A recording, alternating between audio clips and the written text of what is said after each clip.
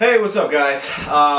Sorry it's probably been, I don't know, a month, 2 months since my last update. I know I said I was going to try to do things like more weekly, I guess.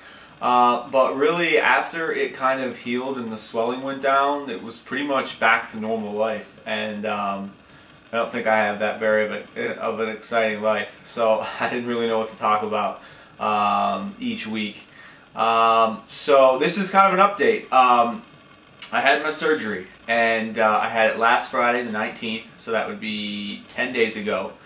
And I had what is called contralateral ACL reconstruction. It's basically, before I get into that, basically, I don't know if I talked about this in my earlier videos, what I decided on was I wanted the patella graft. Through all my research with cadavers, hamstrings, patella, all that, I basically found that the patella was the strongest one. It's actually twice as strong as the hamstring one. That's the one I wanted, and it was just, you know, going about how to get it, because there are a couple different options, and I don't know if people know this or not. But I met with my surgeon, and he's a really great guy up north. And he had recommended the hamstring initially because it's basically the easiest one to get people back on their feet without as much pain, and that's a big thing. It's maybe not as stronger, but to get people back up and going without much pain, there's not too much to it. It's probably the best way to go. Now, you do have pain in your hamstring. Your hamstring, should you want to return to sports, is not, I mean, you're going to feel it sometimes, and it may not be as strong. So for me, I was like, if my knee's already bad, but my hamstrings are good, I don't want to have a bad knee and a bad hamstring. So I wanted to stay away from the hamstring. And his other procedure is called, when he does the patella, it's called contralateral ACL reconstruction. Basically what that is instead of taking the patella from your bad knee, which is this one, the one that's operated on, they take it from your opposite knee, which is this one. You can kind of still see the incision. And that's because it spreads the trauma of the surgery over both legs. Having it done now, I can't imagine having the patella tendon graft taken out of the same knee I had my ACL done on.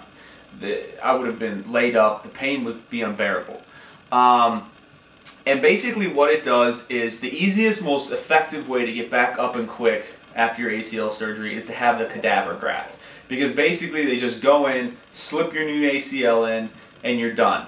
There's no hamstring going at it. There's no patella on your own leg going at it. It's basically boom, boom, boom, and you're done.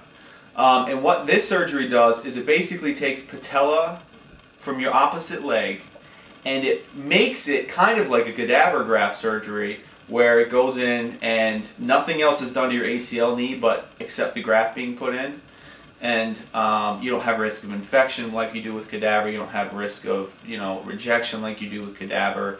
The tissue is alive. It's your own tissue. And having said all that, you can do a ton of research on it, contralateral ACL reconstruction. I would highly recommend it because I'm 10 days out and I'm walking fine. I don't really have any pain. I went to the doctors 5 days after my surgery. They took my stitches out, and they took my crutches away. No crutches. I had to do a walking test. And I'm going to do a second video right after this to show you some of my exercises. They had me doing exercises in my hospital bed. They had me on a CPM machine there and a cryo cuff. But they had me doing my quad exercises, and they had me doing a bunch of stuff there. So that was kind of interesting. They really wanted me to get back